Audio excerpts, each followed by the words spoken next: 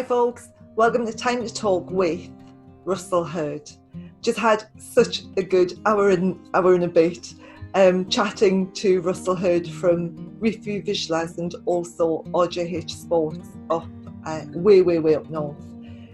Thoroughly enjoyed it, the time just zipped by, and we talked about Vizslas, his passion for Vizslas, and also the grouse moors and grouse and stalking and back to Vizslas and training and the nose, and it was so enjoyable. I hope you enjoy it too. Get yourself a cup of tea, settle down for an hour and a bit and enjoy Time to Talk with Russell Hurd. Take care. Bye bye. Hi folks, I'm with Russell Hurd from RJH Sports and Vizsla. Reefview Vizsla. We've just been laughing because I've just been told how to pronounce Vizsla properly, because I say Vizsla and I've just been told that's completely wrong. You need to get this pronunciation right. So I'm probably just going to call them the dogs from here on in.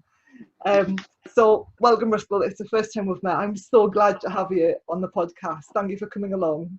That's fine, Liz. Absolutely fine. Great. So I've seen a lot of your stuff on Facebook. I absolutely love the videos that you do of your dogs at Vizslas up on the moors, and I couldn't resist getting you in because they just look absolutely stunning. But I'd like to ask you how you got into that particular breed and what led you to do all of these amazing things that you do up in the Out Hebrides. Purely by accident. Totally by accident. I moved up here. I mean, I won't go into the long, in-depth story about how I got up here, but I came up here through work. My wife, myself, two boys, and I met quite a lot of gamekeepers. I was a manager of the abattoir down in Stonaway, which is the main town in on the Isle of Lewis. It's got about 10,000 of a population in Stonaway itself, so it's quite a large town. People are quite surprised when they come here how big it actually is. So yeah, I was manager there for just over 10 years, and that's what I'd done down in Lancashire prior to moving up. I'd left school, gone working as an apprentice slaughterman in a small family-run abattoir. So I met quite a lot of gamekeepers that used to come into the abattoir for blood, which you could get back in the day. And one lad in particular became very good friends with a keeper on Garrinhine estate, and he came in and he used to take buckets of blood and tripe for his dogs and such. And just they used the blood in the snipe bogs to encourage insects, which then brought in the snipe. I was going to ask you what they wanted the blood for. Yeah. Okay. That's they used to do a lot of it in Ireland, but obviously under the new, back then the EU regulations permitted using blood for that kind of purpose. So we became good friends, and he asked me if I wanted to go beating on the Garrinhine woodcock shoot, which is it's a very famous premier driven woodcock shoot in the UK. Get guys coming from all over the world to do it. So I started out beating there in the beating line, and then I progressed on to the end. I got promoted to work in the end of the line, keeping the guns in check and etc. And he offered me a dog. He said, "My yellow lab bitch is in pup. Do you want a pup offer?" Sure, a cracking bitch was Honey, a really nice, steady yellow lab. So I thought, yeah, I'll have that. So was that your first dog? That was my first gun dog. Right. Yeah, I mean, down in Lancashire, I had terriers. I actually had American pit bull terriers. Okay. Yeah, I used to show them, and I'm very, very passionate about pit bulls. They have had a bad press. So you must be heartbroken with the Dangerous Dog Act then. Yeah, well, we when the Dangerous Dog Act came in, we had 3 pits, 1 bitch and 2 dogs, and we had to have the dogs neutered, tattooed, couldn't take them out without a muzzle on them. Yeah. Absolutely. You know, it was heartbreaking, really. Yeah. But luckily, where I lived down in Lancashire, we lived quite close to the canal, the Leeds and Liverpool Canal. So I could nip down onto the canal, and you can see for miles on a canal bank, you know, so you could see if anybody were coming either way. So I'd just take the muzzles off and let the dogs have a mooch about and a play. And then when we came up here, one of the dogs I couldn't bring with us. I mean, she was absolutely fantastic with people, but she didn't like other dogs at all. So unfortunately, we had to have her put to sleep before we came up. But we brought the big soft dog up with us, and nobody knew what he was, so we just let him do his own thing. We didn't muzzle him. We took him on the beach, and you're a big soft teddy bear, you know. So yeah, I've always had dogs since my mum and dad always had dogs. I've always liked dogs. I've always liked watching working dogs, be it a terrier or a whippet, a greyhound, you know, and now good labs, good spaniels, pointers, setters. So yeah, it was the first dog I managed to train. But it turned out, although the mum were a yellow lab, the sire turned out to have been a big black English pointer, which is quite unique in itself. But it belonged to one of Gary Nine's guests that had left it in the kennels, and it had got through the kennel to have a night of passion with honey. And unbeknown to the keeper, you know, he thought that because she stood again for another lab, for a lab, and when these pups were born, they just looked like black labs. There were a couple of yellow ones, and I think there were 4 black ones and 2 yellow ones. And I took one of the black bitches, and she just had a white fleck down her chest. That's why I called her Guinness. Not original, but there you go. And as I said to you, you know, I started to train her in the traditional Labrador way, what I'd read in books, because that's all I knew. I had no experience of training a Labrador, training a gundog. And yeah, slowly got all the basics in, which I still do to this day. And then she started to do this strange stopping still and lifting her front paw thing up. And that's when I realised there was something just, I know people say Labradors point, and I've seen Labradors point. And most dogs do point. I mean, it's part of that hunting process is the raising of the front paw. Yeah, I mean, it's just that hesitation before the pounce is the point, but man's just taken the point, the pounce, and turned it into the point for his own benefit. And she started doing that. So I had a word with the keeper, and yeah, he was scratching his head as well, because another 3 of them had turned out looking more like pointers than they did Labradors. And so that was it. I bought myself a book, and I think it were a book by David Hudson, Pointers and Setters, which I think you can still get. It's a cracking book. You can. And I just went down that road, got a bit of advice off 1 or 2 people, and she turned out to be an absolute belting dog, cracking dog. But she'd do everything, you know. You could take her on the moor for the grouse, and I could take her in the beating line, picking up on the woodcock shoots, and also down on the saltings for the geese. And an evening, she were, you know, ticked every box. So when I finished at the abattoir, I got made redundant. Well, we all got made redundant in the abattoir. I'd been speaking to guests on the end of the line on the woodcock shoots, because I had this idea in my head about starting up my own business, which was in 2003.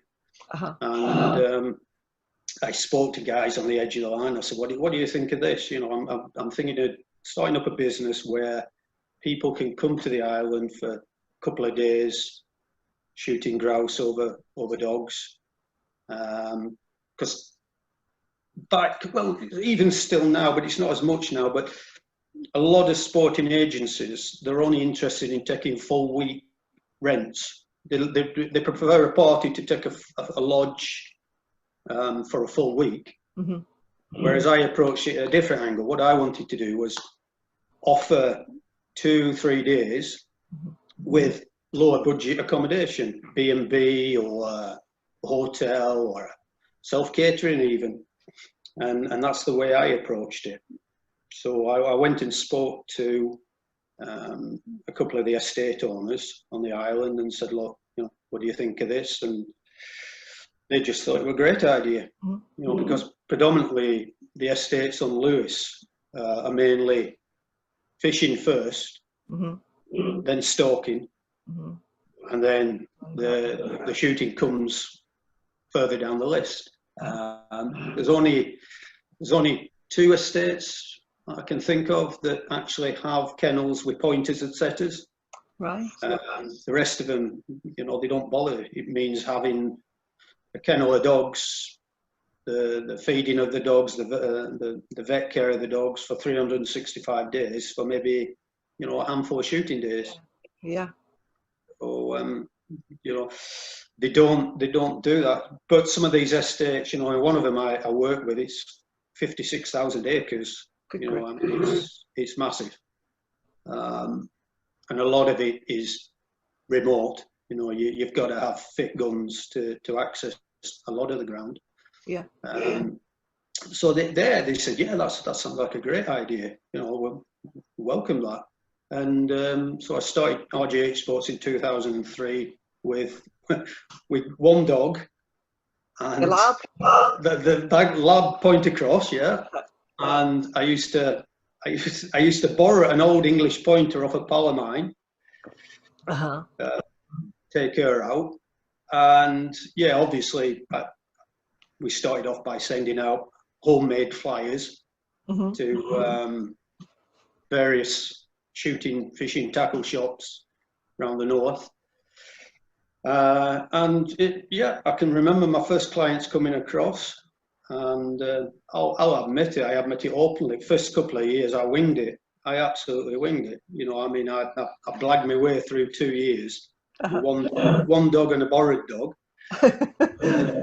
But something must have worked because, people keep coming back, and they have been coming back. So going back to how I got into Vizslas,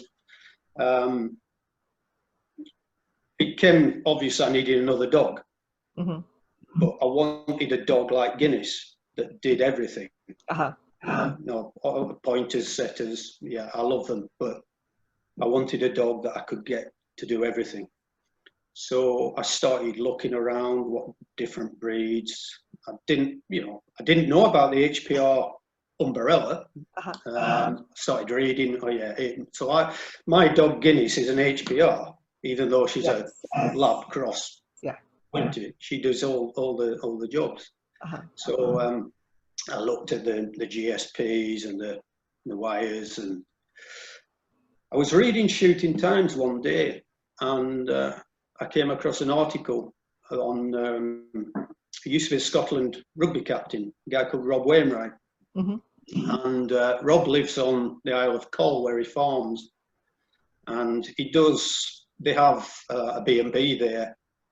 And he let shooting. He had some snipe shooting, woodcock shooting. So like a diversification from the farming side. And they were doing an article on Rob. And I was reading this, and I think he had 2 back then, 2 Hungarian Vizslas smooth. And I thought they just looked absolutely stunning. I really did like the look of these dogs and what he was saying about them. So I set about then researching the breed, and this was back in 2000. When did I get Amber? I got Amber in 2002. Yeah, just after my operation we were talking about. So I got Amber in 2002, but the problem I had, and I don't think it is a problem, but the problem I seem to be facing from what I'd read, was finding a Vizsla that came from working stock rather than show stock. Yeah. When you see the English pointers, the setters, there's that definite divide between working and showing. Mm-hmm. I mean, you look at a red setter, an Irish red setter, and the one I have and the one, massive difference, yeah. Now with the Vizslas, it's not so different. You know, there's the standards for showing, yeah, get all that. But what I think, and what I think I've proved, is that you can take a dog from a line that's not done a lot of work in. You know, it's no field trial champions, which there are very few of anyway. There's no, trialing lines there at all. Mm-hmm. But I took this dog. I mean, it was hard work. I'll say that. I mean, she didn't come good till 4. Mm-hmm. I had some real bloody challenges with her. Some real, standoff moments with her. Really? Yeah. I mean, you could take her out one day, and I trained her. I did all the basics, and I got her quartering and everything I'd read, and she was absolutely brilliant. Uh-huh. And the next day, she wouldn't leave your side. It was I can't be bothered. Yeah. I'm not. So, talking about that, can I just ask? Because I've never had a Vizsla, but I've trained quite a few, my classes, and I've always found the bitches to be on the prima donna-ish side. So it's like, I don't want to do it today, and you can't make me, and that's the end of that.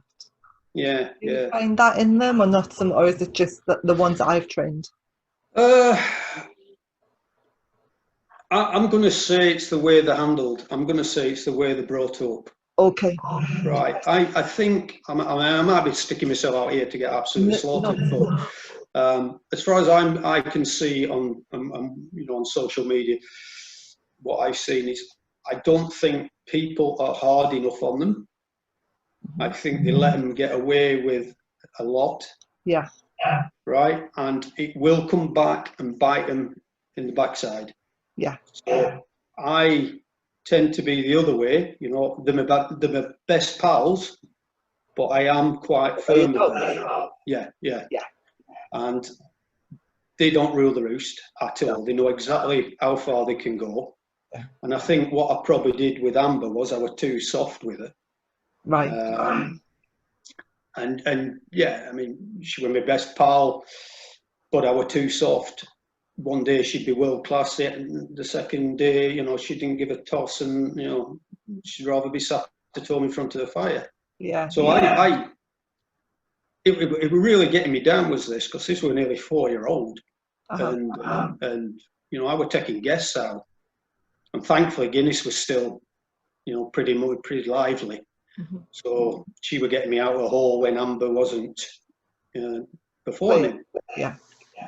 So I got to the end of my tether with her, and I'd met a gentleman called Peter O'Driscoll up on the island. He'd come up, but I mean, Peter's very well known in the pointer setter, the word. He trains dogs as well. And I'd met Peter. He was up here fishing, and I'd said to him about this problem I was having with Amber, and he said, "Well, it's strange." He said, "I've had one through my kennels exactly the same." I said, "All right, yeah." I said, "Well, what did you do?" He said, "Well, what I did was I took her out in the car, or in the truck, and he said I just left her in the back of the truck in the cage so she could see everything going on, and I took another dog out." And he said the jealousy was so much that it just seemed to snap it right out of her. So as soon as I got back to the house, I tried that, and it worked. It absolutely worked. It sorted her head out completely. And Amber lived till she was 17. Good grief. That's really old. It's a good age. And on the Monday, she was still coming out. I couldn't leave her, honestly. I mean, it's even with all my dogs, if they see me with a tie, it used to be just the breeks, but now if they see me with a tie in my hand, they're doing somersaults. Yeah. She was the same, and I used to take her out, and she just used to bumble about. She'd do her own thing. She used to infuriate me. She'd run in on bumbling on point. She stopped running when she got to 17. She'd never, in all her life, she had never backed another dog. never. She had no respect for any other dog apart from herself. So if there were a dog on point, she had to be, even if it were just an inch, her nose were an inch in front of the other dog, she were happy. Yeah, that was just, that's, you know, mine. And on the Monday, she was out. On the Tuesday morning, we used to let her come up when Jane would go down, make a cup of tea in the morning, and Amber would come up and jump on the bed. And I would just brushing my teeth or something. She let out with this horrible howl as she tried to jump on the bed, and her back end just went completely. So I got hold of the vet and told him, took her in. And he said it was neurological more than muscular or skeletal. So we just kept an eye on her for 2 days, but she stopped eating, and that was it. Just made the decision, you know. But yeah, she was 2 days off 17th birthday. Was that? And still, yeah. And there's a beautiful video of it. It's actually a clip of that film Dog Days in the Hebrides. Where there's a hen grouse running about in front of her with her chicks. You can see the grass blowing in the wind. It's gorgeous, and her body's that way, but her head's pointing to the right, indicating where the wind direction's coming from. And that's Amber. I mean, she could work grouse and woodcock just for fun. You know, it was just effortless to watch it. Yeah. So yeah, that's what got me into the Vizslas. We're seeing Rob Wainwright with these ones down in Cole. And my first one, I found it. It might have been on it could have been on the Vizsla Society website. This litter advertised, and it were a gentleman down at Scone, just outside Scone Palace, and. He sent me everything up. He sent me the pedigree. He sent me, you know, all the vet checks and everything had been done. And so we went down and had a look, and it just got two bitches left. And I went down and I picked Amber, and yeah, and that was it. And there was he'd done a lot of showing, and the only work that Amber's mum had done was that she picked up on a local shoot. And that was it. You know, you look back through her pedigree, and you know, there's all the old stalwarts from the 70s pop up in her pedigree, but there's nothing, you know, what would indicate that she's come from a serious working background. Craigie, you bred from her, didn't you? Yeah.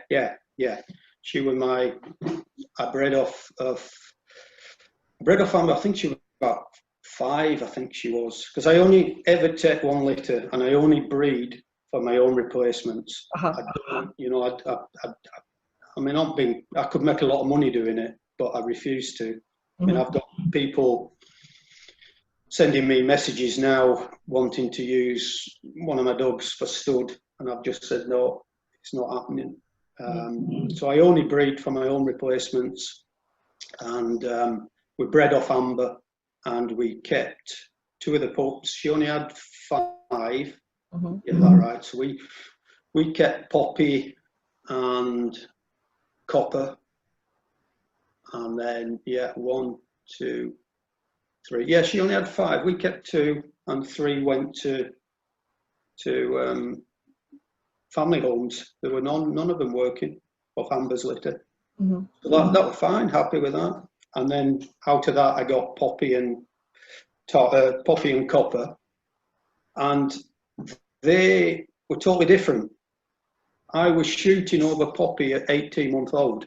She's now 12. She's the one I got in touch with you, which brought us to meet each other. And I got she was shooting over her at 18 months old. Her and her brother. Wow. And honestly, Les, what a dog. What a dog she's been. Anybody that's seen her shot over her would just, they'd back me up 100%. I mean, that dog is, every day I took her out, she would amaze me. Brilliant dog. And so she's the grey muzzled one in the videos that you got out now. Yeah, yeah. She's the one in that video, the one that's had all the hits and keeps popping up now and again. She's the one at the front, and that's her 3 pups that I kept from her. So she had 6 pups. We kept 3, a dog and 2 bitches, and one of them a friend of mine on the islands got, and he works her. He's done a cracking job with her. She's a great little bitch. And then the other 2 went to pet homes. So did you breed Tom? No, we as the last litter which were born last July, so they're 10-month-old now. That was a complete mistake.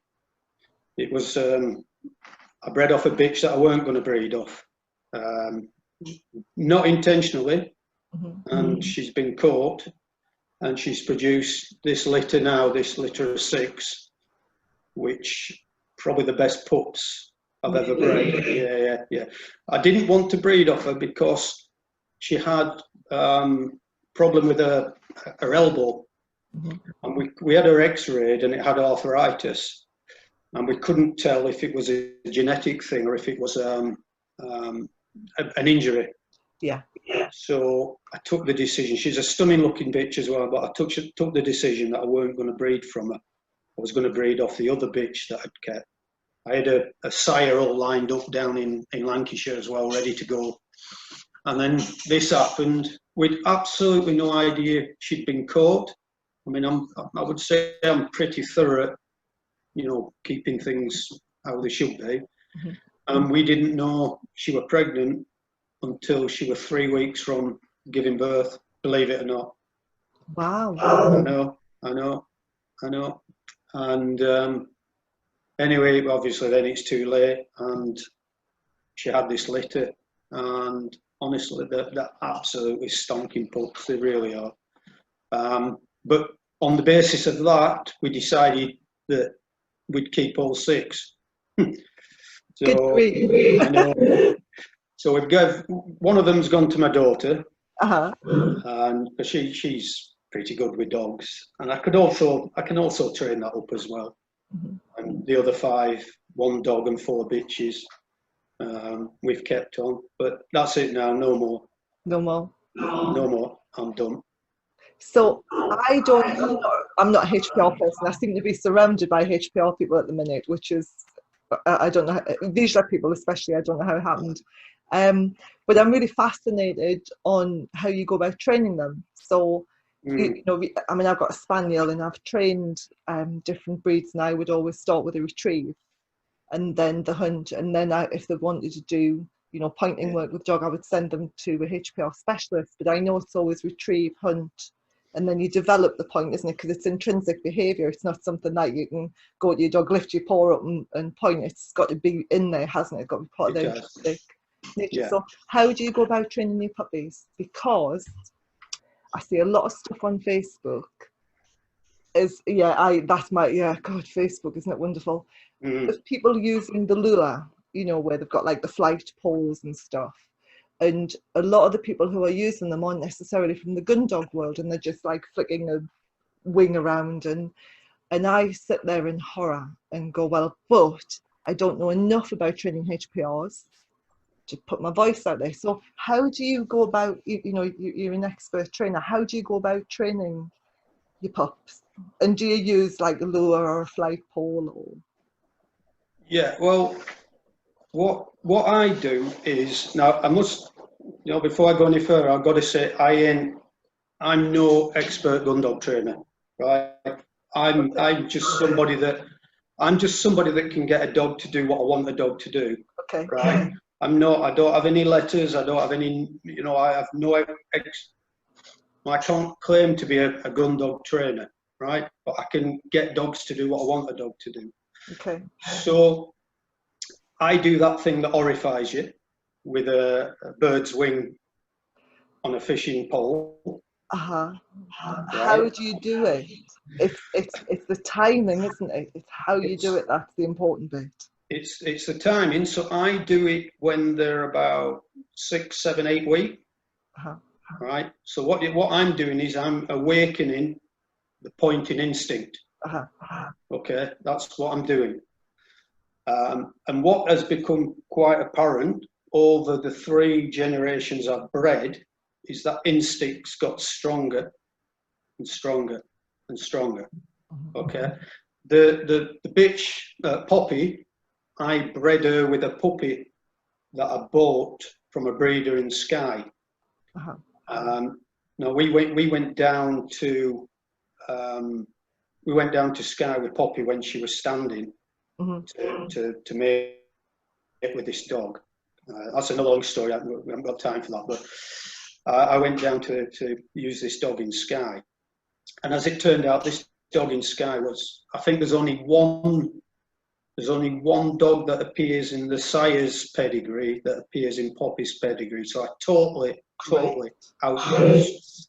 Totally outcrossed.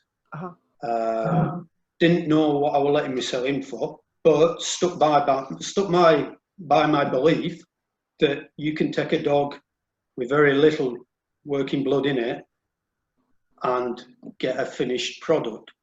That'll hunt for you. So we totally outcrossed with Barley, and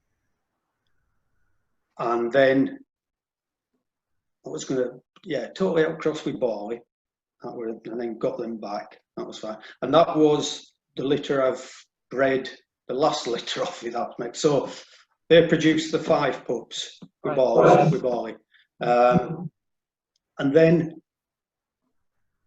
lost my train of thought there. Yeah, going back to the fishing rod. So you get your wing with your fishing rod, and it's all, as you said, it's about timing. So 4, 5, 6, 7 weeks old, when they're, you're very impressionable. A little, you can more or less then mould them where you want them to go. I'd get them in the garden and I'd start throwing the fishing line around with a wing on it, and it's all done by sight. Then the pointing by sight, obviously, not by scent, and it's keeping them in the standing position, in the pointing position, as long as possible. You'll get out of a litter, you'll get one that wants to run in. So if he breaks or she breaks, flick the wing away. Until they're all realising that if they don't move, that stops there then. That wing doesn't move. So you hold them there as long as you can. They've only got a little attention span. Yeah. But I only do that a few times. I think a lot of people overdo that. I think they, because it looks great and they've got the puppy doing what they want it to do, they carry on doing it. And the Vizsla's no fool, they'll soon get bored. Yeah. So you only do that a little limited. And then from then, I just get in the recall, the basics, but be pretty firm with them. Don't let them take the mickey. Yeah. And then just let them be puppies. And then when they get to maybe 4 or 5 months old, I'll start to then get them to change direction to the whistle, imitate quartering. And then I'd take the quartering then to the next step when they're a little bit older, just letting them be puppies all the time, and then get the quartering into them. Best way I find of doing that is getting them in a fence field, walking into the wind, casting them out to the left, blowing on the whistle, turning and walking, and do everything. You've got to do everything yourself, so you end up quartering yourself. Yeah. With them. Yeah, turn left, turn right, turn that, and do it every time you turn. Use the whistle, and eventually you don't need to use the whistle. You just stop using the whistle, and they'll instinctively, do it. I mean, I started running training weeks up here in February, March and April, just to fill in a bit of time in the close season, whilst you could still get on the moor before the grouse start to lay. And I've become friends with some of these people that have come up here, but and I'm sure they won't mind me saying, and they're still doing it anyway. But I couldn't believe the amount of whistles that they had around the necks, and I mean kit. I've never seen as much kit, leads, dummies in the backs of trucks. You know, I can't. They must spend fortunes. These people. So you just one whistle?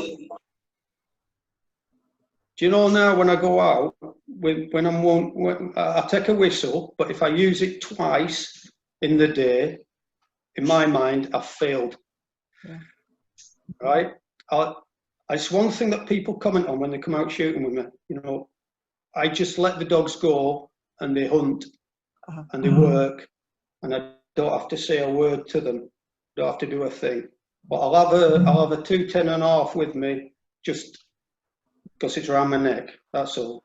But I will with the young dogs, obviously. But when I get them dogs when I want them to be, then I don't use a whistle. I don't have to use a whistle. No, I get to take my whistle out with me. You know, I go out and it goes, oh, okay, no whistle today. I don't wear one all the time. You can see I haven't got one on. I'm going to take you back to the flirt pole whistle because I didn't want you to think that I was rolling my eyes at you with the flirt pole. There are lots of people who are copying, you know, trainers like yourself using them. Some really, really good, amazing videos. I mean, there's a fantastic video of I think it's a litter of English pointers on using the wing on a pole, and it is absolutely stunning. But then you see people using them and they're waving them around like this for the dogs to chase, and then the dogs chase them and actually grab them. And that's what I roll my eyes at, because I think, oh my God, you know, you're firing up so much predatory aggression and you're not getting that. There's no pause, you know, they're getting the stalk, and getting the attack, but they're not having that pause before the flush. And so that's, I look at them and I go, these are causing problems. And then people are watching them and thinking that's how to train. And so then they go off and do it. And then before you know it, you've got a dog that's destroying, you know, catching rabbits or destroying, you know, attacking squirrels. And so that's what I see. And then that's what I have to deal with as a behaviourist as well. Somebody like yourself using it and developing the dogs, it's spellbinding. It's the only way I can describe it. It's absolutely spellbinding to see these little puppies, you know, going on point and then stalking and then pointing. It's just, it's awesome. It's awesome. It's just awakening the natural instinct in the dog. You know, like I said, all dogs have come from the wolf, you know, and it's that natural hunting process that man has taken and developed for his own needs. The one that gets me, I mean, I've got a red setter, Irish red setter. She's a cracking little bitch. The first one I ever bred. I've never bred one before. I got one given off a very, very famous setter man. I got him at 8 years old. I was struggling for a dog, and it was at that time when Amber was being a pillock, you know, and Guinness was coming to the end, and I needed another dog, and I got Corrie at 8 years old. He was, what a dog that was. You know, people used to say he were like a robot because he never put a foot wrong. And I said, when I went across on the ferry one January to Ullapool to meet you, and he'd come across from Bonner Bridge, and it was an absolute howling of a night. You know, I mean, the ferry probably shouldn't have sailed, and I'm not the best traveller on a ferry. So I'd gone across on the ferry, got off at Ullapool, spent 20 minutes with you, and so I said, well, you know, how do I work him? He said, you don't have to work him, just let him go, he'll work. I said, what, really? He said, yeah. I said, how do you get him to come back? He said, well, just when he sees you, just bow down to him like you would to the Queen. And sure enough, you know, first month, you know, I kept him with me. I never let him out on the moor. Just kept him with me, so we got a bond going. And then took him out the first time, and let him go. And wow, it just, I fell in love with Irish setters then. And then how I ended up with the one I have now, when we got Barley from Skye, like I said, we spent a week down there waiting for Barley's father to sire Poppy. And she stood every day, but he wouldn't have any of it. You know, he obviously knew she wasn't ready. So, I was so frustrated. We'd spent a week down on Skye, you know, a nice little holiday and that, but we came away empty-handed. So I said, Jane and I, my wife, we decided we'd just buy a dog pup, and when he got to 2-year-old, we'd use him. So that's what we did. And we've always believed that it's better to have 2 pups than 1 pup, because they keep themselves occupied, and they you know, they're less of a pain in the arse. So I said I'd seen this litter of Irish setter pups for sale up in Thurso, and they were in the Press and Journal, the North of Scotland local paper. And I said to Jane, I said, I think I'm going to get one. She said, oh, I thought we were stopping. I thought we were just sticking with Vizslas. I said, I don't know, you know, I miss Corrie. He was such a good dog, and we only have the 1 pup. I said, I'll tell you what, I said, I'll give the person a ring, and if they've got any bitches left, and pure red ones, no white on them at all, then I'll take one. And I rang up, and she had 2 bitches left. That's all. One was a small red one with no white on it. So ended up getting Pendle, and that was the first setter that I'd ever trained. And I strongly believe that she has picked up a lot of the Vizsla traits into her. They've imprinted into her. So has that made her easier to train? Well, I don't know, because I've never trained one before. So I trained her the same way as I would with the Vizslas. And she's been absolutely fantastic. But sorry, my point was that with the setters, going back to what you were saying about the hunt, the point, and the retrieve, what Man did with the setters, and I might be wrong saying this, but with what I've seen, I think I'm okay. But not all setters set. Okay, so you'll get the point, but not all setters will then set down in the heather. Because they kind of just go back on themselves, don't they? So they go crouch back, don't they? Rather than moving forward into the point, they come back away. They'll depending on how they've hit a scent cone. If they hit a scent cone full on, they'll drop like a sack of spuds. They'll bump down, gone down, right? So then you know that they've hit the scent cone pretty full on, and they're fairly close to where the birds are. And then it'll take a little while they, you know, I always say to people, watch Pendle, her computer's working now. She's taking in all the information, and then she'll decide if she can go a little bit closer to the birds, or if she has to stay where she is. But not all setters will set. They'll point, and then some will maybe crouch down lower, but to get that full down in the heather. And this, I'm led to believe, and I read it, and I'm sure there's probably pointer setter men out there might say I'm talking rubbish, but some of them are very good friends of mine. It was so that before Man hunted with a gun, 2 guys, like we do with 2 guns, on either side of the dog, come with a net. With a net, they used to net them, didn't they? That's right. A weighted net. So they brought it over the back of the dog. They needed to be able to slide the net over the back of the dog. And so that's why they go down. That's why they set down. Interesting, because I knew about the net. I knew that they had the weighted net, and they would go and they would just cloak the birds, wouldn't they? Cloak them with net. But I hadn't realised that was the reason for the set. Brilliant. It's brilliant. It's absolutely brilliant. I mean, men were so clever hunters, weren't they? With Weren't they just? They used to adapt with it.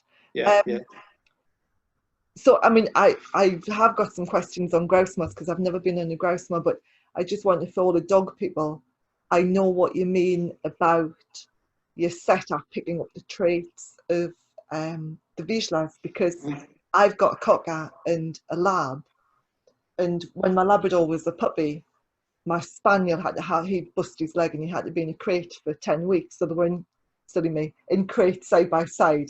They used to play Yeah. through the crates. And so I've got a 34 kilogram black Labrador who has got a lot of working cocker traits. And he behaves like a cocker most of the time. Like you've got this 34 kilogram Labrador bouncing around your feet like a working cocker, and Yeah. really lethal, you know, it's going to take my knees out. Um, Brilliant. it's good fun actually. He's a good laugh. Russell, can I ask you about grouse moors, because it's something that I've never been grouse shooting. I've got really knackered knees, so it's not something that I'm ever likely to do. I'm never likely to go up on the heather moors. Walking Tinto, just getting through the heather on Tinto was really, I just couldn't cope with it. But I find the grouse moor and grouse shooting really fascinating, having never done it. I've done like partridge and pheasant shooting. Yeah.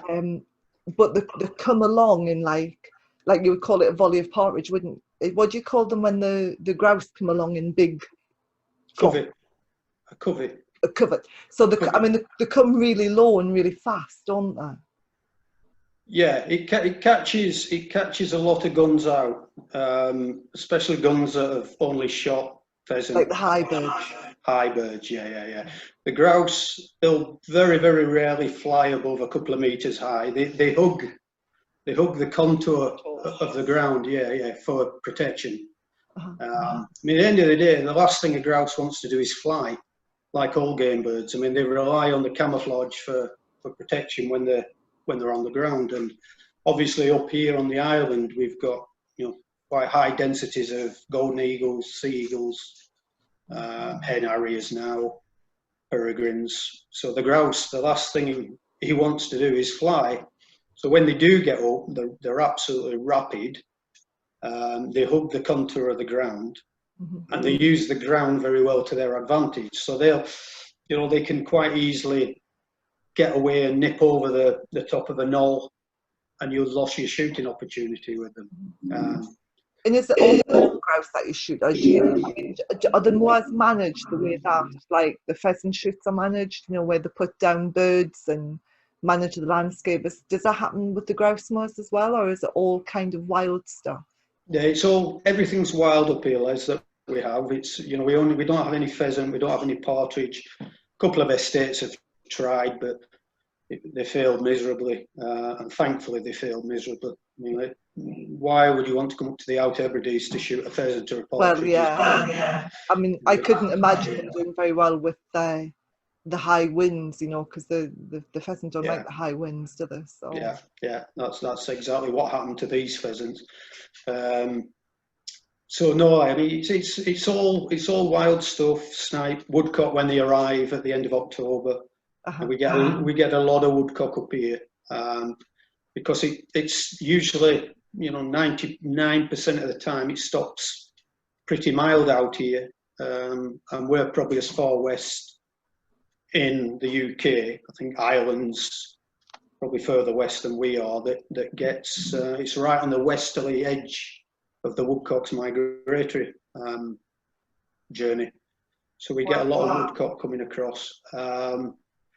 The grouse moors up here, they're not managed as such. There's vermin control done, for the crows, ravens under license, of course. But going back to what I said, most of the estates up here are predominantly fishing estates, then stalking, then shooting. So the shooting, and the estates up here, they're not squadded like they are on the mainland. A lot of these estates are single-handed, or they'll take in a couple of seasonal workers in and such as. So they don't really give that concern to the managing of the heather. It probably wouldn't do it any harm, but we don't have high densities of grouse. We've got a lot of grouse, but we don't have the densities for them to drive them. So, Right. you know, for instance, a day out, you'd be probably walking with me, you're probably walking about 6 or 7 miles Uh-huh. for a day out. And I'm quite strict on my bag limit.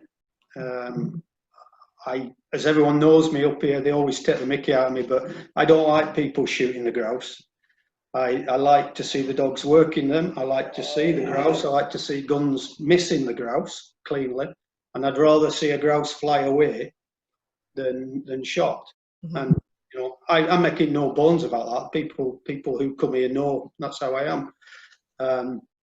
So, you know, you go out with a team of 4 guns, they'll probably, if I shoot 5 brace for 4 guns, that's been a good day. Okay. That's nice. That's really nice to hear. Do people bring their own dogs with them, or is it all your dogs that are worked? I did go through a phase where I took clients with their own dogs, and they were mainly French clients. I took through a French agency, and they came over. You know, I mean, these people from France, I mean, they're absolutely committed to coming to hunt grouse with their own dogs. But the problem that I had was that the way that the French hunt to the way that we do it, theirs is complete anarchy. You know, it's bordering on dangerous. It's bordering on the grouse aren't getting the respect, in my opinion. You know, they may think they're respecting the grouse and woodcock, but they're lashing shots off at them at ridiculous ranges when the dogs are running in and chasing the birds. And so I did that for, I think we did 2 seasons, and then I said, no, forget it. So I've stopped taking, I don't take clients now with their own dogs unless I know them and they've been, you know, they've been up here and they do it the way that I want it done. But no, I welcome people with labs, you know, for picking up or spaniels. Oh, really? Yeah, I don't mind that, coming and bringing them along. I quite like that, actually. You know, let mine dogs do the hunting and the pointing, and then picking up with the client's own dogs. Yeah, I like that. Oh, that's interesting. Got a nice black lab here. Well, I tell you, come up. I'll take you somewhere where you'll manage to walk. I mean, if your knees are as bad as my ankle, then I can do it, you can do it. Okay, we all end up wrecked, don't we? These across rough ground all the time.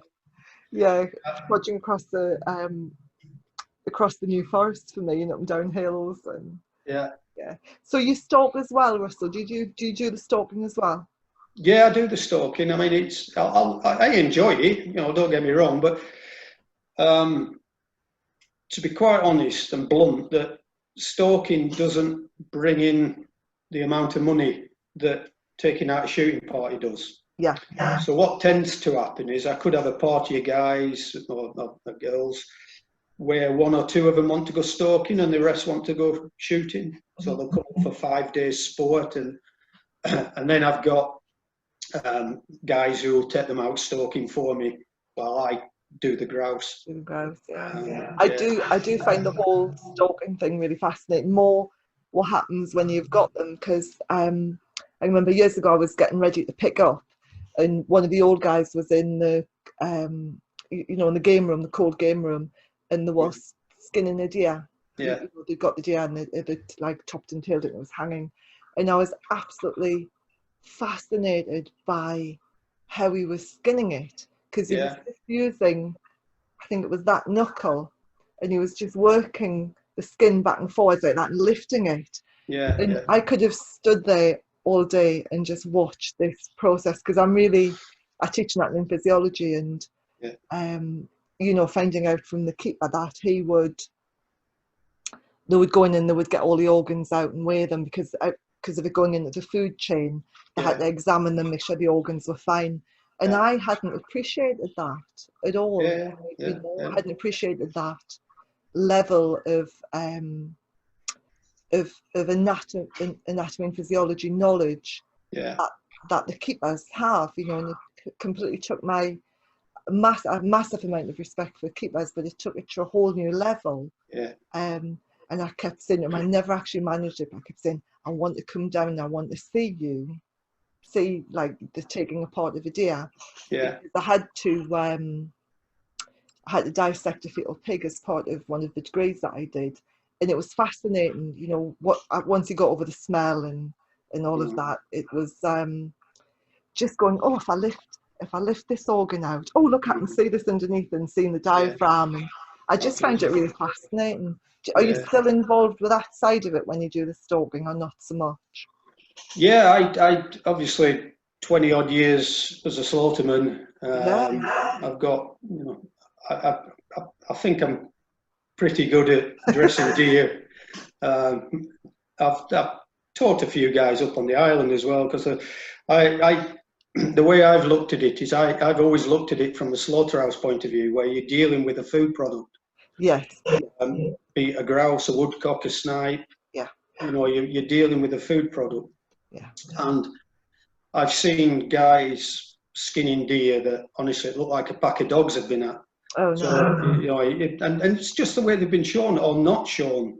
And I've had clashes with a couple of assessors about the way deer should be skinned, and, you know, best practice and all this and all that. And a lot of it is done where on estates where you can, especially on the mainland, and with the likes of roe deer and the smaller species, you can shoot a deer and then you can more or less get a vehicle to where that beast is. You know? So you're cutting out any element of dragging it. Whereas up here, there's one estate on the island that still uses ponies. I was going to say, gillies? Yeah. But I mean, they've had to put in, they've had to spend a lot of money putting in pony trails so these ponies could come out into the wilderness to be able to get the beast to them. Otherwise, they'd just sink going across the peach, you know. So there's only the one estate that uses the Garans. Most of it is done either quad bike or dragging. So, you know, dragging a beast through peat and heather, you know, whereby it specifies when you're growlicking a beast to make a big incision to get the stomach out. I go the other way. I make the smallest incision to get the growlic out, which then leaves a smaller hole for any chance of contamination getting inside it. Oh, okay. Yeah, because of the stuff going back in. Yeah, I just look at it differently. I look at it from a different point of view. But no, I enjoy skinning deer. I still enjoy it. I think it's such a fascinating process, and to see somebody skilled to do it, it kind of takes away all the squeamishness as well, because you just go, oh my God, how can he literally end up with just like a complete skin, like a rug almost, by using the knuckle on his index finger. It was fascinating, really fascinating. The lace, you know, as little you can do with a knife, the better. And it's all about getting inside the right membrane, so that you don't. I mean, I was taught by an old slaughterman that if I made a mistake, I'd get a sheep's foot at the back of the head. Well, he were watching me all the time. And when you're doing a carcass, there's different membranes. And I'm not blowing my own trumpet, but I'm more or less 99.9% of the time when I'm skinning something, I'll be in the right membrane. Whereas a lot of stalkers and slaughtermen, they end up in the wrong membrane, and you can see it sticks out like a sore thumb. But unless you've got a trained eye, you know, you won't pick up on it. But so yeah, it's a great art. It's a skill. It really is a skill. I mean, it took me 3 years for my apprenticeship. I did it the old way. You know, the only mechanical things we had were the winches and the electric saw. And that was it. Everything else was, you know, hand and a knife. I think cattle as well. Wow, I think it's amazing. I think it's something that school children need to be more aware of, so that they appreciate the farmers, you know, and appreciate everything that goes into getting the meat into the supermarkets. Because I think when I first started picking up, I was quite squeamish, you know. I can remember my first pheasant, the first time my dog brought me back a runner, and I was a kinesiologist, and I can remember holding it and just thinking, oh God, heal or die, you know. I didn't. And one of the old guys came over and he says, do you want me to take that, Les? And it's like, yeah, and I handed it across like a baby, you know. And and he took it and he kind of dispatched the pheasant and walked through a ship at me. And then I learned how to dispatch them, and then I got more into the whole, that's my dog's barking at the minute, the whole circle of life thing, you know, and you really get, even when you start training your dog and you're not really interested in going shooting, but you want to satisfy their intrinsic need from a training perspective. I think once you get to a certain level of training your dog, you become really fascinated by the whole process of, it's a circle of life. It's a very primal thing to do with your dog, isn't it? To go hunting with your dog and to be able to provide for your family. And I think we need more of that, like mainstream, for people to understand, because then there wouldn't be all of the prejudice against going shooting and hunting and stalking and stuff. It's a difficult, it really is difficult, and I don't know who's the right people to try and get that message across. It's, you know, I get it all the time, people's perception of people that come up shooting, you know, have plums in the mouth and they're all very, very wealthy, and unfortunately when you get somebody trying to defend it on the radio or on the television, that's the sort of image that they're giving out. And and it's not the case, you know. The people that are into it, and that's something I must say about the French, where we differ from the French, is that the French, it's handed down from father to son, that grandfather, father, son, that passion, and that it's quite plain to see when they come over and they're watching the dogs, they get more out of it than somebody that's just shot. See, the French, for me, the French are hunters and the Brits are shooters. Yes. In my opinion, right? So, and the Americans are as well. I mean, the Americans, exactly. There's a lot of, I found on Netflix all these hunting channels down in the States and that, and there's one on called The Flush, and it's bird dogs out down there. Oh, it's cringe-worthy television, you know, how they go about things. What is quite clear is this passing down of the hunting through the generations, and you see that in the French. And they'll come across here, and you know, if they shoot one grouse, they've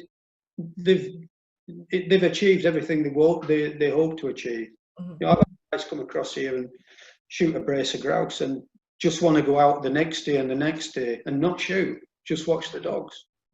I've got some people coming over from Switzerland, hopefully in October with pointers, and they just want to come over. They don't want to shoot anything. They just want to bring their 2 pointers over and come out with my dogs and spend 3 days doing that. That's awesome. I said, yeah, absolutely fine. If that's what you want to do, that's what we'll do. And sounds great. Yeah. So what are your plans for the summer? Because it's the 5th of June at the minute, and this podcast is going to go out at the beginning of July. Yeah. So is there anything that you want to say to anybody that's coming up, you know, August, September, October time? Anything you want to let us know about that's happening, so people can get in touch and go, oh, Russell, that sounds awesome. Can you count me in? Yeah. Well, the thing is, I mean, I'm hoping to get away end of July, because I go down grouse counting down in Wemmergill, in Durham. Pal of mine, he used to work up here. I've known him many years, and he's now a beekeeper in Wemmergill. So I'm hoping I can do that. And I've been doing these grouse experience days for a lady that she has wirehead Vizslas. So I've been did 2 last year. We were meant to do 3 in March, but they were cancelled. And hopefully we're going to try and get a couple done at the end of July. So, and then when I come back to the island, literally, I'm fully booked from the last week in August. Wow. All the way through. Same as last year, Les. I mean, I sold out last year in April, and Good grief.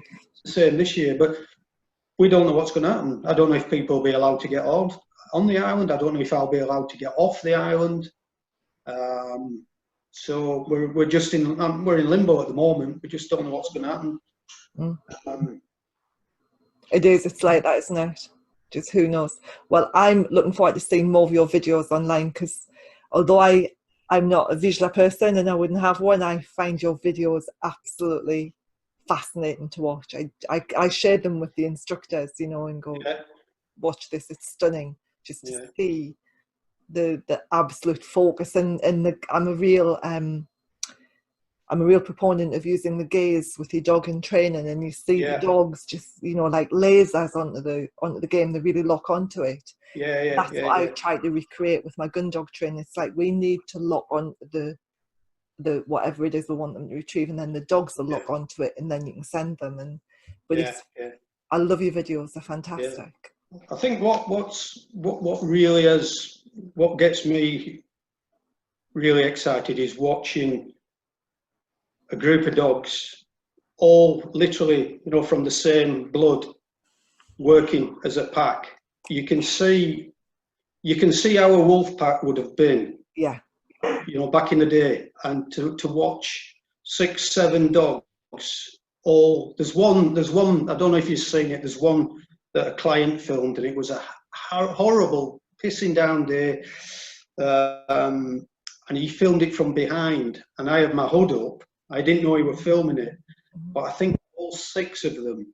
I don't know if you've seen it. I'll send it to you if you have. And it's like little clockwork animals, stopping. And what it's doing, we never saw it. I couldn't see it, but the grouse had run probably about 200 yards on. It'd be about a 4-6 gale, absolutely bucketing down. And these dogs had worked that scent all the way down. Wow. It's probably my favourite, apart from the first one. I would say it's probably my favourite piece of film to watch. That's amazing. I do find it fascinating, you know, the whole behaviour thing, because my behaviour background, and you're getting me talking again. So do any of them, because they seem to move in like an arrowhead formation almost. Yeah. If you were looking at like a pack attack, for example, where you had wild dogs or loose dogs or wolves, you would have that, but then you would have some of them come around the back and push forward, you know, and like if you're out walking your dog and there's a pack of dogs loose and 3 or 4 dogs loose, at least one of them will come around the back of you and come in from the back. And do your hunting dogs, you know, do the Vizslas ever do that? Do they ever want to go around the back? Do you have to keep them in that arrowhead formation, or is it just as you're developing the stalking and the pointing when they're very, very young that you encourage that arrowhead formation? No, that seems to be a natural thing. It seems to be that when the dog that's found the birds, scented the birds, then you get this natural respect from all the other dogs. You know, going back to what I said about Amber, she wouldn't respect any other dog. She had to be the first. So you've got them all locked on to the first dog. They'll all be getting a whiff of the scent, but they're all respecting the dog that's found the birds. So I'm just reading a book at the moment. It's a fictional book about a guy that is a Royal Marine, and he's seen a lot of bad things in Afghanistan, and some of his platoon get killed, his mum and his daughter, his mum and his sister get killed, and he takes off out to the Out Hebrides to live like Rambo. There's these 2 packs of wolves out on the Out Hebrides, and it was just last night I was reading, and I thought, do you know something? I'm seeing that in my dogs, and it's just the way that wolves work, right? So as you said, but 2 of them had peeled off, so that when the deer got wind of the wolves, if they ran in that direction, which they would do into the wind, these other 2 were waiting for them to push them back. or bring them down if they got the chance. The only time I really think I've seen what you're saying is when you work in a downwind. So when you've cast a dog out and it's done a big swoop out, and it starts to work back towards you. You know, so the wind's coming from behind me. Yeah, we're walking with the wind behind us. So I cast the dog out, and it does a big loop, big outrun loop. Yeah. And so then it starts into the wind. So I stand still. Right. So I'm stood still with a guess, and the dog is then working 300-400 yards back to me. So if there's a grouse between me and the dog, it'll go on point looking at me. Yeah. Yeah. Then I never used to do that. I still don't do it. I only do it with guns that I know will do what I tell them to do. So if the dog's pointing back at you, yeah, normally what I would do, because our grouse up here on the island sit so tight compared to the mainland, you don't get the disturbance up here like you do in a lot of places. Plus, you know, the birds are they sit very tight on the island. It amazes people that come up here how tight they will sit. I could then walk a whole shooting party right round the loop and come up behind the dog. Right. I did that one day with 21 people. Good grief. We were out with a shooting party with wives, children, hangers on, you know, and we walked the whole way around and did that. And what a lot of pointer setter handlers will do, because the grouse won't sit like that, is they'll put the guns out either side of them, then they'll walk towards the dog. So the grouse are between you and the dog, dog's facing at you. So you tell the gun they can only shoot to the outsides of the dogs. Okay. You got what I mean? Yeah. Whereas if you're doing it with into a headwind, your dog's on point, I'll have one gun 10-15 yards to my left, one gun 10-15 yards to my right, away from me and away from my dog. And then we'll walk up to the dog that's on point, and we walk in as a line. Okay. Flush. Yeah. So you're doing that in reverse. You've got the dog pointing at you this time, but we were walking towards the dog, and the guns are told, obviously, you do not shoot straight ahead. No. You only shoot out to the left or to the right. Ready for the grouse to... Yeah, to break out, if they do. If they break back over the dogs, you don't shoot. No. No shooting. But then when you look behind at the other dogs, then you see that kind of pack formation where they're all anticipating. So you've not got that, you haven't got that arrowhead then. Yeah, so also you're waiting for this dog to push it forward, and they're here waiting. Yeah. So they're waiting to see which way the birds are going to go to get that. So you've got that. That's the only time I'll see it, really. Okay, because I see it, I have to, you know, because of my job, I have to watch a lot of aggressive dogs and a lot of videos of aggressive dogs and pack attacks, and you see it over and over again where if a pack is coming at you. So say, for example, there's a fantastic video we use in one of the courses, and I think she's a Romanian woman, and she's walking along, she's got a handbag, and there's a pack of street dogs come after her, and she starts, you know, shrieking. The dogs are after the bag, and 3 dogs come at her from the front. And when she's like this, waving her bag at them, 2 of them go around and grab her from behind. And you see it, you know, over and over again. And that classic divide and conquer, really, isn't it? You know, yes, coming at both ends. Yeah.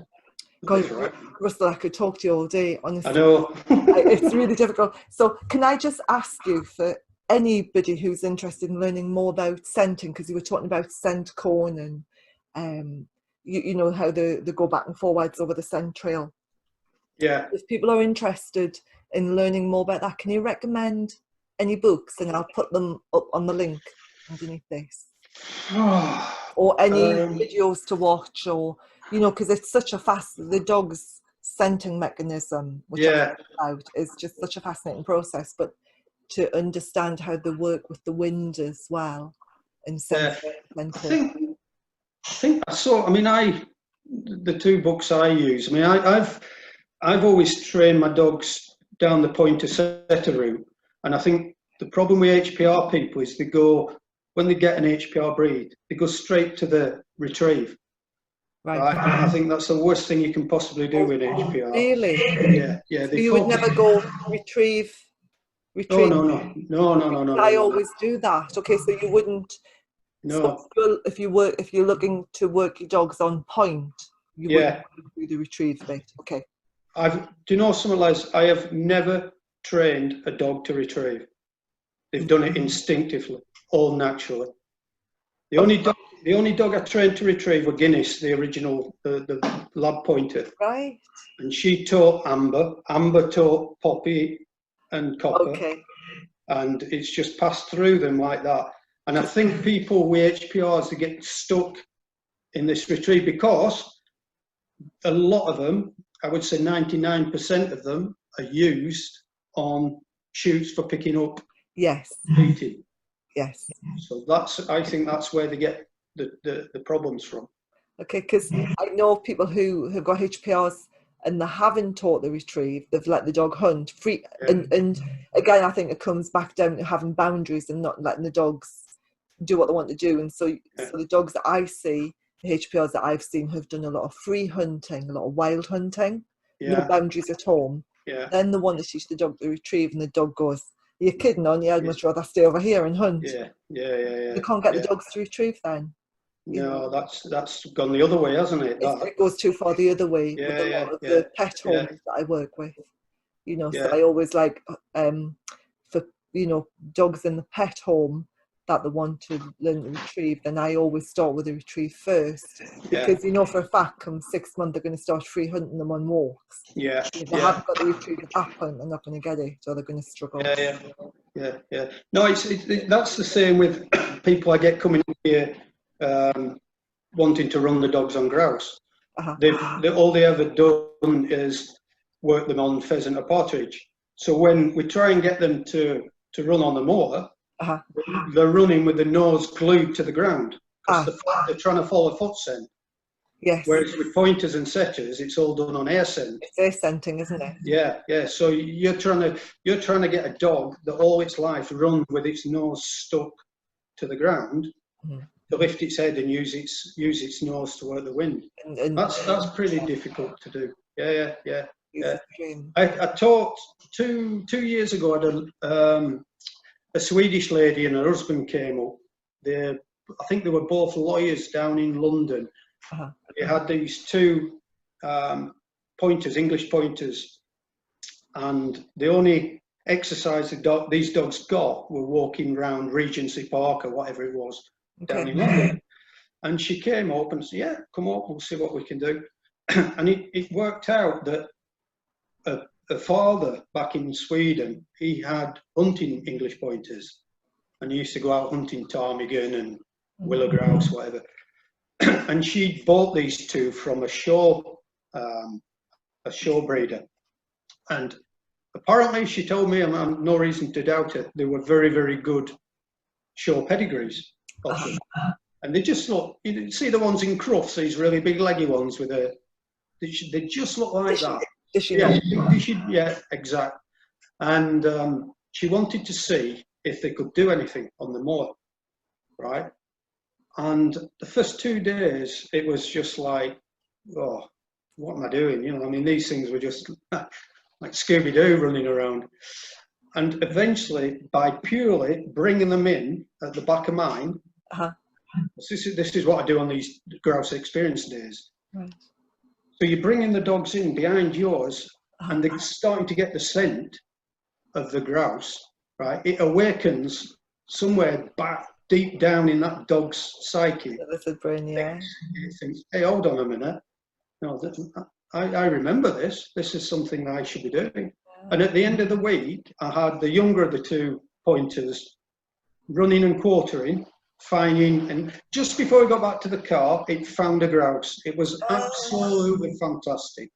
And then not only that, but the bigger dog that I'd more or less given up on, it backed the first dog. Wow. And then you'd 6 of my dogs backing these 2 pointers. Oh, it was amazing to see. It really was. And Yeah, but I say I just think that people spend too much time on retrieving and not enough time on what these dogs are meant to do. I think it comes down to, if you, I mean, I'm probably going to get hissed at now, but I think you have to work out what you want to do with your dog and get the breed accordingly. So if you want a dog for picking up, then you need to go for a dog that will retrieve, or that has been bred to retrieve. And if you want to go and work the grouse moors and do lots of stalking and pointing, then you need to go for those kind of breeds. I think people are too quick to go to follow fashion. You know, when I first started in gun dogs, the fashion was a black Labrador, green wellies, and a 4x4. You know, that was the thing. It was like everyone wanted a black lab. And I think Vizslas are now the trendy dog to have. And people are getting them in built-up areas. And they've got no idea what the dog is needing to lead a satisfied life, to lead a contented life. Yeah, and it's affecting the way the dog's starting to look as well. Seeing that, you know, when you look back through some of the old books and see some of the dogs from the 50s and the 60s, it really that's to what they're now. I mean, I've had, just in the space of the last three weeks, I've had 3 messages about using one of my dogs. You know, it's a sad place we're in at the moment with a breed. It really is. And I don't, unless something else comes along to take its place, you know, I don't know where we're going to go with it. No, I mean, you just need to pray that your breed of choice doesn't become fashionable, because when it becomes fashionable, it's too late, Les. I think we went. First time I ever went to Scone, one and only times I've been to Scone Game Fair was, I don't know, 5 years ago, and it was the year after that dog won Best in Show at Crufts. Right, and there must have been 6, 7, 8 easily Vizslas at the game fair. Normally it's spaniels or labs being dragged around on leads, and that were, you know, couldn't believe it. And then to cap it all, I was out walking up the moor up the back of the house one day, doing my normal daily walk where I go with the dogs, and I see this guy coming running down the track with a dog, and I was thinking, oh, that looks like a Vizsla does that. I mean, because at that time, I mean, I was the first person on the island to have one. And then when I bred my litter, another guy, he kept one, so he had one, and now I wouldn't like to guess how many are on the island. Not come off mine, you know, they've just bought them and come. And this guy came running down the track with this Vizsla, and I didn't know the guy. I'd seen him about, and we got chatting, and it turned out that this dog was a pup off that Yogi that won Crufts. So, and God knows how many dogs that's gone on to sire since doing that. And I mean, it's just gone crazy. Even up here now, there'll probably be another 6 or 7 on the island, which doesn't sound a lot, but when you think back, you know, I was the only person that had them up here. It is. Fashion's a terrible thing. When the black cocker, you know, when Prince William got his black cocker, the amount of black cockers me and also my colleagues were seeing for aggression, because they became fashionable. Breeders were just knocking out black cockers, and they weren't the best temperament ones to breed from. And we were seeing a lot of cockers being very, very aggressive to their owners. And it is, and I used to work with Beagle Rescue years ago, after the Disney film Cats and Dogs came out. And Beagle Rescue was completely overrun with beagles once they got to a certain age and started doing the yodeling and the hunting. And I worked with Beagle Rescue for a long time, and they were just, every time a Disney movie came out, they would hold their heads in despair, hoping they weren't using another beagle, because it became fashionable, and then they'd be discarded when they hit adolescence, or they'd be, you know, permanently on lead, or not good. Well, I hope the Vizsla hurries up and gets out of being the fashionable dog. I hope Well, the public move on to something else. It's yeah, not good having a gun dog as a fashionable dog, because then no, they're designed not to work. no, and it seems as well. I mean, I'm probably out of order. It just seems to be the south of England as well that there seems to be a lot of these dogs, and whether it's because there's a lot more driven shoots down there that people are wanting something different to go in the beating line or pick up with.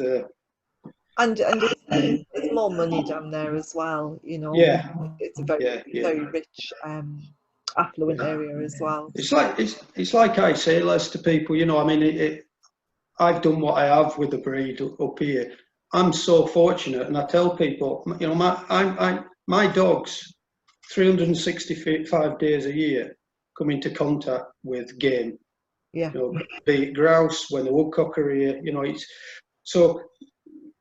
You know, when I go out working and my dog's 400 yards away on point, but I don't want to go and get them, you know, we're going back to the car or whatever, I'll whistle them off the point.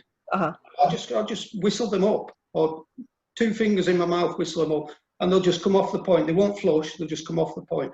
And people say to me, oh God, does that not ruin them? I said, well, no, it doesn't ruin them, because they're getting exposure to that every single day of their life. You know, don't you ever do that with your dog.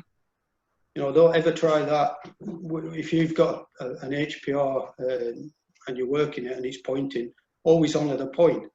But I can do it because my dogs, it's just common nature to them. You know, and that's, I think people are getting them for the wrong.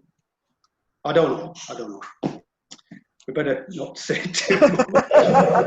But I mean, it's not everybody, you know. I mean, there's some great people out there. You know, one of the pet instructors, Hannah Spearman, I believe you met Hannah at one of the service stations when she was on her way to Scotland, and she's got cracking Vizslas and she works them and she competes them as well. And she brought one over from Hungary.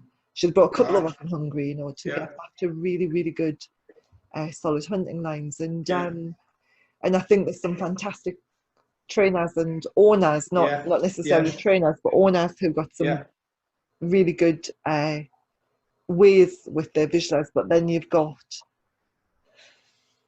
townies, dare I say it, you know, people who are living in built-up areas and they've got them and they just don't know, they don't understand or they don't appreciate what they've brought home. No. What was that girl's name, Les? Who I've just mentioned, Hannah Spearman, Rebel Ritzy. Oh, right, yeah. I think she's she's been in touch. Yeah, I know you met her on the way to one of the courses you've met, bumped into each other in the Gretna Services, that was it. That's it. So Hannah's done really well. She brought a dog over last year. Yeah. Retrained it, you know, because she brought it over, I think it was 6 months when she brought it over from Hungary.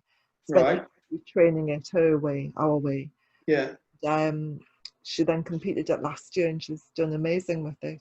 Where is she based? Whereabouts was she? Kent.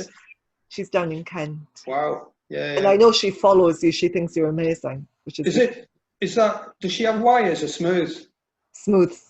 Oh, excellent. Good stuff. I think she's got 8 of them. She's got like loads of them. Overrun with Vizslas. She's so passionate about them. Yeah. Wait till she gets 11 like I have. No, don't say that. Or 10. They'll be knocking on your door when you're breeding again. 10 and a setter. Yeah. And spend Russell, it's been amazing talking to you. I can't believe the time has just like gone. Yeah, we'll have to do it again sometime. We will. It's been amazing. And if ever I get to the point where I want to jump on that ferry and come across, I'll come up. Honestly, you should. I mean, it's up here. It's for anybody that's into, you know, wildlife, or it's a real mecca for if you like watching running dogs, you know, pointing dogs and that. And sadly, I mean, I've offered ground to the Vizsla Society to come up and hold field trials and that up here, but obviously it's just too far for people to come. But if you're you know, committed to making the effort, you won't be disappointed. You really won't. You know. I'll talk to Hannah. I'll say, Hannah, you've got to listen to this. You've got to watch this. Yeah, get yourself up. Yeah, Russell, it's been an absolute pleasure. Thank you so much. You're welcome. For joining me. And I'm going to stop recording now, and then I'll say goodbye to you properly once I've finished recording. So thank you very much. And you're welcome. I'll catch up with you again soon. All right. Okay. Take care.